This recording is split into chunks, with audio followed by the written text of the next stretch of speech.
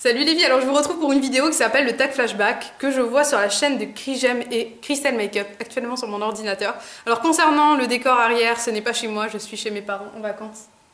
Hélas. Or cela dit, hein, on est toujours un peu chez soi, chez ses parents. Cela n'est pas la question, je vais vous faire le tag flashback tout de suite parce que je trouve que c'est des questions vraiment très intéressantes qui font une petite rétrospective sur l'année 2011 mais d'une façon vraiment simple et surtout sans prise de tête. Alors je commence tout de suite avec la première question qui est quel est ton meilleur achat make-up donc pour 2011? Alors mon meilleur achat make-up c'est... J'en ai pas eu particulièrement mais on va parler de ma dernière obsession make-up. Mon dernier achat make-up qui m'a obsédée c'était la palette Shimmer de chez Dior qui s'appelle Amber Diamond qui est juste splendide. C'est un highlighter magnifique alors que vous pouvez appliquer au niveau du bombé des joues etc. Je le porte pas actuellement parce que je voulais quelque chose de simple alors j'ai mis un blush crème pour donner un petit peu d'éclat à mon maquillage et je suis restée dans la simplicité. Même si cette palette vous donne un côté simple, c'est-à-dire que ça n'en fait pas trop, c'est vraiment des irisés qui sont présents mais qui ne sont pas flagrants. Et c'est ce que j'apprécie énormément. Alors ce qu'il y a eu aussi que j'ai beaucoup aimé au niveau d'achat make-up, c'est la palette Naked, ça c'est sûr. Je l'ai énormément aimée. J'attends avec impatience la sortie de la 2 qui contiendra moins d'irisés et comme je suis fan des couleurs neutres, moyennement irisées, je pense que je trouverai forcément mon bonheur. Ensuite, quel est ton pire achat make-up? Alors mon pire achat make-up, là c'est un peu compliqué. Je dirais peut-être le fond de teint d'Yves Saint Laurent, fond de teint Radiance, même si je l'ai payé vraiment pas cher pendant les soldes à 10 € ou 13 € au lieu de 40 et quelques. Mais je trouve que pour un produit de luxe, c'est vraiment une énorme déception, puisqu'il n'égale même pas les produits de supermarché. Alors du coup, pour moi c'est un achat make-up qui est vraiment raté. Heureusement que je l'ai payé pas cher, parce qu'autrement je pense que j'aurais eu vraiment les boules. Alors quel est ton meilleur achat soin? Alors mon meilleur achat soin, je pense que c'est Effaclar. C'est le gel nettoyant Effaclar pour peau mixte à grasse et sensible. Et il est juste parfait. Pour toutes les personnes qui ont de l'acné, je le recommande vivement. Pour toutes les personnes qui ont des problèmes de peau, je pense que vous allez adorer ce soin. Tout simplement parce qu'il fonctionne. De la même façon que le Tea Tree pour les personnes qui ont de l'acné. D'ailleurs, je pense que je referai une petite vidéo actualisée de tous les produits qui fonctionnent au niveau de l'acné. Si ça vous intéresse, n'hésitez pas à me le dire dans les commentaires. Je pense que c'est assez important de revenir dessus parce que beaucoup de personnes en souffrent. J'en ai souffert pendant pas mal de temps et je sais qu'on peut perdre énormément confiance en soi au point de ne même pas avoir envie de sortir de chez soi ou de se maquiller ou autre. C'est vraiment très dur. L'acné, c'est une épreuve, vraiment. Alors ensuite, quel est ton meilleur achat soin pour les cheveux? Mon meilleur achat soin pour les cheveux, je pense que c'est le shampoing que j'utilise actuellement étant donné que je n'utilise pas de masque parce que j'ai les cheveux fins et gras, donc ils n'ont pas besoin de masque. Il s'agit du bain Divalant chez Kérastase, il me semble que c'est ça le nom. C'est un shampoing dont je vous parlerai très prochainement dans ma nouvelle routine pour les cheveux, qui est adapté aux racines grasses et aux pointes sèches ou normales, c'est-à-dire qu'il va avoir un effet régulateur et double. Je sais pas comment il fonctionne, mais il fonctionne réellement. Donc c'est vraiment une excellente trouvaille. Et d'ailleurs, je me suis rendu compte que, petite parenthèse, je pense que vous en reparlerez, les shampoings ont un impact plus grand, en tout cas pour moi, que les soins lorsque je mets le prix dessus. C'est même quasiment sûr. Lorsque je portais des extensions d'ailleurs, à une époque, au début de mes vidéos, je crois que j'avais porté des extensions. C'était septembre 2009. Oui. En septembre 2009, j'avais posé des extensions.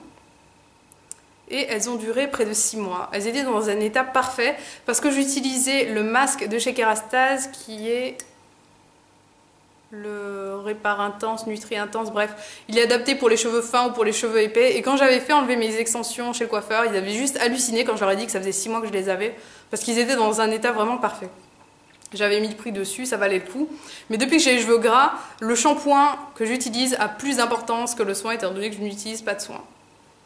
Alors, quel est ton pire achat soin pour les cheveux? Mon pire achat soin. Là, j'ai rien en tête. Je dirais peut-être que c'est une certaine laque, étant donné que j'ai essayé pas mal de lacs et que j'avais été énormément déçue du résultat. Il y avait beaucoup de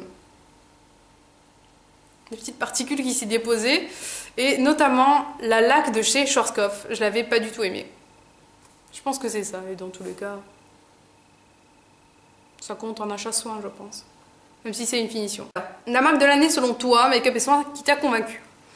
Alors au niveau du make-up, je dirais Make Up For Ever et MAC. Make Up For Ever pour le teint, donc tous les produits pour le teint en général, et MAC pour les fards à paupières qui sont vraiment excellents. Pas pour les mascaras parce que ça m'a pas convaincu du tout. Il y a eu quoi d'autre? Je pense que j'ai découvert pas mal de produits qui étaient excellents dans toutes les marques. Il y a des fards à paupières que j'ai trouvé NYX qui étaient juste super. En fait voilà, j'ai pas de marque particulière concernant le make-up pour tout. J'ai juste en fait des marques concernant certains produits make-up. Par exemple, pour les mascaras, je sais que je vais m'orienter vers Make Up For Ever ou maintenant Yves Saint Laurent. Je vous en parlerai prochainement. Pour ce qui est des fards à paupières, MAC est très bien. Je n'ai pas de fard à paupières Make Up For Ever, mais j'ai des Aqua Cream qui sont parfaits. Qu'est-ce qu'il y a encore au niveau des fards à paupières? Il y a les NYX qui sont parfaits, vraiment ils sont magnifiques. Après il y a les palettes que vous pouvez trouver sur eBay, Costed Sense, etc. qui sont vraiment pas mal pour débuter. Il y a Urban Decay aussi au niveau des fards à paupières, mais qui sont poudreux. Bref, il y a vraiment du bon et du mauvais partout, il faut juste savoir fouiner. Alors au niveau du soin, j'ai pas trouvé de marque particulière non plus. Rien de particulier, non. Au niveau du soin, j'ai pas mal changé de routine soin. Alors, la plus grosse dépense que tu aies faite cette année, make-up, vêtements, accessoires confondus. Oula. Alors, en juillet, je suis allée faire les soldes et j'avais juste trop honte de passer en caisse. J'avais trop honte parce que c'est la première fois de ma vie que je dépassais les 100 euros. J'avais eu 105 euros, quelque chose comme ça. J'ai trouvé ça juste énorme. Bon, bien entendu, je pense que vous avez vu mes soldes Sephora de juillet. J'ai acheté énormément de produits, mais vraiment énormément de produits de luxe en plus, à des bons prix. Donc on va dire que ça va. Après, pour ce qui est des fringues, j'avoue que cette année, au niveau des vêtements, notamment des chaussures, je me suis pas privée du tout. Mais généralement, je fais pas un gros achat, je fais plusieurs achats successifs et en plus, généralement, c'est des achats qui sont espacés de quelques jours. La honte. J'espère que mon mari va pas regarder cette vidéo. Il va savoir que je suis une acheteuse compulsive, même si je pense qu'il le sait un peu en regardant mon armoire.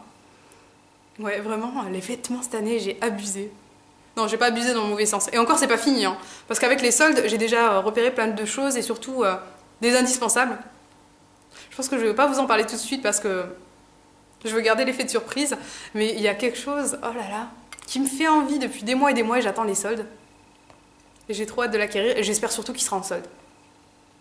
Petit indice, il est au masculin.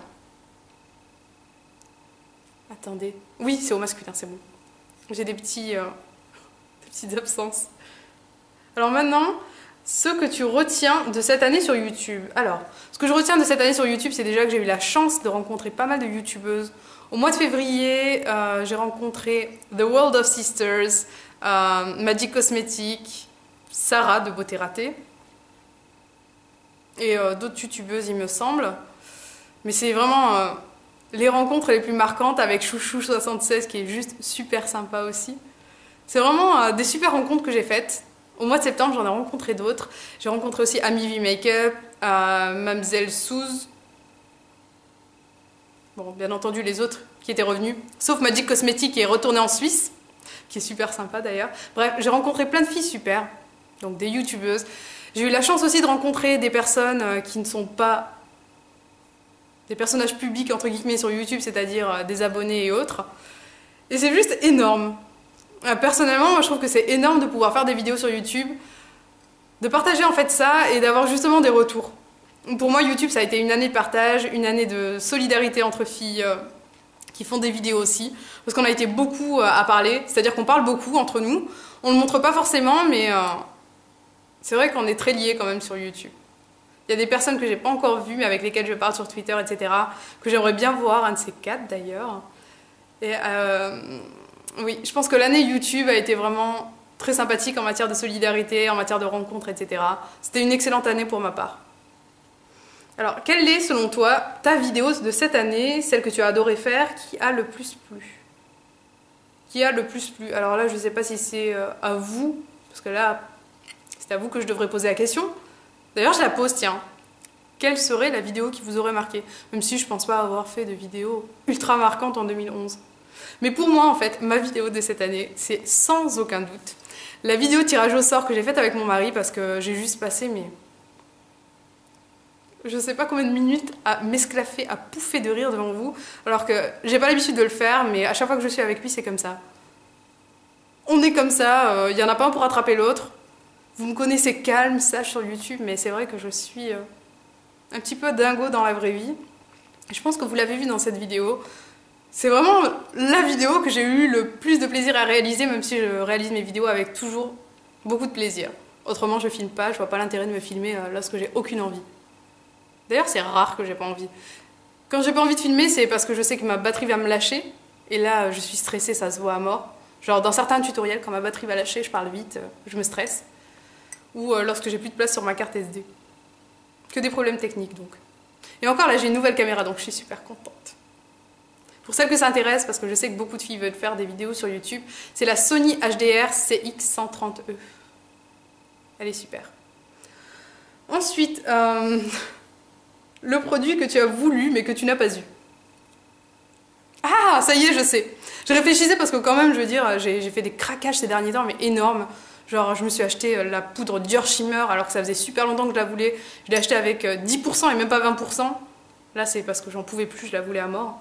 Et donc, le produit que j'ai voulu mais que j'ai pas eu, c'est sans aucun doute l'édition limitée de la palette de blush de chez NARS, la palette d'Anne-Marie. Alors, il y avait Orgasm, Super Orgasm, Sin. Il y avait quoi d'autre dans cette palette? Je sais plus si c'était Desire comme blush, bref, il y en avait plein. Un autre là, un highlighter qui s'appelait Hungry, je sais pas quoi. Mais il y avait tous les blushs que je voulais de chez NARS pratiquement. Un moucheron. Qui est reparti immédiatement. Mon thé doit me donner une sacrée haleine. Bref, tout ça pour vous dire que j'ai pas eu ma palette d'Anne-Marie de chez NARS et c'est pas faute d'avoir essayé. J'ai appelé tous les Sephora de ma région, je leur ai demandé de demander aux autres Sephora de les recevoir, etc. alors que c'était déjà indisponible. Et je l'ai pas reçu. Et j'aurais bien aimé l'avoir parce que c'était vraiment une super affaire, elle coûtait 55 €, il y avait 6 blushs, sachant qu'un blush à l'unité ça fait 29 €. J'aurais fait un coup de fusil. Mais je l'ai pas eu. Alors, bien entendu, pour toutes les filles qui l'ont, je vous envie à mort. Je vous envie toutes à mort. Blondie Beauty, c'est qu'il y a un blog là. Hein, toi Blondie Beauty qui me voit. Mais comment je l'envie ta palette, elle est juste trop belle. J'ai envie de la voir. Et je l'ai pas eu. Alors seras-tu là en 2012? Je pense que je poste cette vidéo en 2012, donc oui, je suis toujours là. Est-ce que je suis là pour longtemps? Oui. Oh purée, je suis grave. Alors j'espère que vous serez là, vous aussi en 2012 à mes côtés. Je vous fais des gros bisous les filles et je vous dis à très vite. Ciao.